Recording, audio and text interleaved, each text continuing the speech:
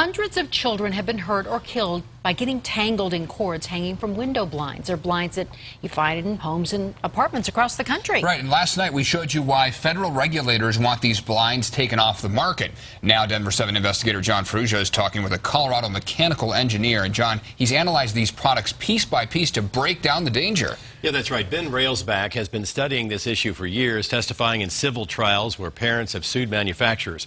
And he says he's convinced from his analysis that corded blinds simply are not safe.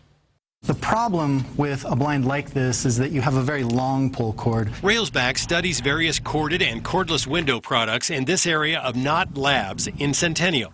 He has documented child deaths and analyzed how they could have been prevented. With this length of cord, they're able to wrap that cord around their neck as they explore, as they play with, things that they come into contact to in their environment. While these particular blinds are no longer made, they're still out there in homes and apartment buildings where kids live.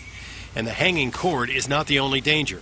Watch how the inner cord here can also be pulled out from the center of the blinds to form a loop. We've pulled out a loop now, and we can, see how a child would be able to put their head through that loop and create another strangulation hazard. Blinds made today have what's called a breakaway joint designed to prevent a loop from forming. That's a little bit better, right? But it's still not a safe cord because you can still wrap that around a child's neck or injure a child with it. Manufacturers also now provide cleats that are supposed to allow parents to wrap the cords out of a child's reach. But Railsback says that's not enough. If you had a larger child that was playing with the cord, three-year-old, maybe got that cord untangled from the cleat and let it fall to the ground, then you still have that same problem. The parents of Daniel Sutton and Mason Hulitza both thought they had placed cords well out of their children's reach, but both Colorado children found a way to grab them by moving and climbing on other furniture.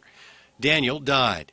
Mason was strangled, but he survived. I was lucky enough to have the blind cord break when I fell to the ground, and it didn't hang me. As long as you have a long pull cord like this, in my opinion, it's going to be a hazardous product. And he says that means the only safe solution is a cordless blind that you simply pull down and push up. So it's almost twice as much because it's cordless. But our investigation found that at local stores, some cordless blinds cost twice as much as the corded alternatives. The single biggest cost associated with these guys is this spring motor that's in here. You did an analysis of all the parts in this. Right. Not just one part. Right.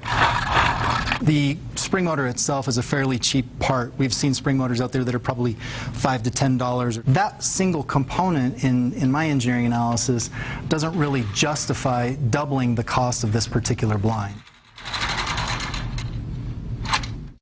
Now, the window blind industry will not reveal the manufacturer's cost for its products.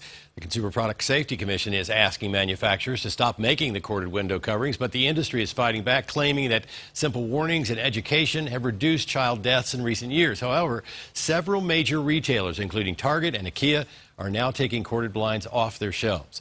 I'm Denver7 investigator John Ferrugia. And we've been working with ABC's Brian Ross on this investigation. He'll tell you more about why corded blinds are still being made. You can see his report on Nightline right here on Denver 7 at 11:35.